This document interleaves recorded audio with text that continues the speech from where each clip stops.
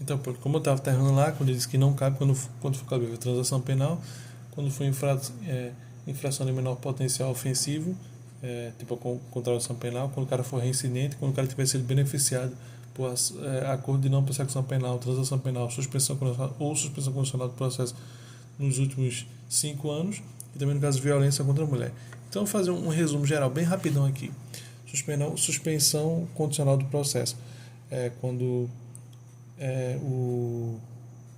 o acusado aceita as condições propostas pelo Ministério Público, a pena tem que ser igual ou menor que um ano, a pena mínima tem que ser igual ou menor a um ano e fica suspensa de 2 a 4 anos. E aí, enfim, os requisitos são ele não responder a outro processo ou não ter sido condenado por algum crime, e, e também preencher os requisitos da suspensão condicional da pena do artigo 77 do Código Penal, quais sejam não ser reincidente de crime doloso, bons antecedentes e conduta social, e não caber a substituição por pena alternativa. Transação penal é um acordo firmado com o Ministério Público. No caso, o cabimento é para os crimes com pena de até 2 anos. Pena de até 2 anos não é pena mínima, que é pena máxima, até 2 anos. E o réu, nesse caso, ele não vai admitir culpa, vai continuar primário e sem antecedentes criminais. Os requisitos são a ser primário, ter bons antecedentes e possuir boa conduta na sociedade.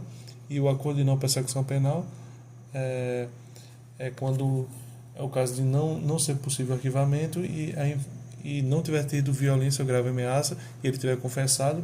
Em relação à pena mínima tem que ser inferior a 4 anos, ou seja, já são crimes mais graves, e quem propõe é o Ministério Público, isso é uma opção do Ministério que propõe não, e desde que seja necessário e suficiente para a reprovação e prevenção do crime. E quando é que não cabe?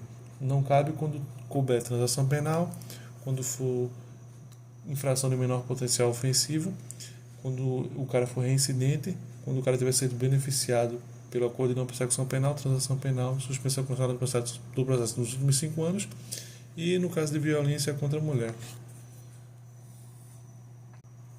No caso de violência contra a mulher, mas no caso de violência doméstica ou familiar.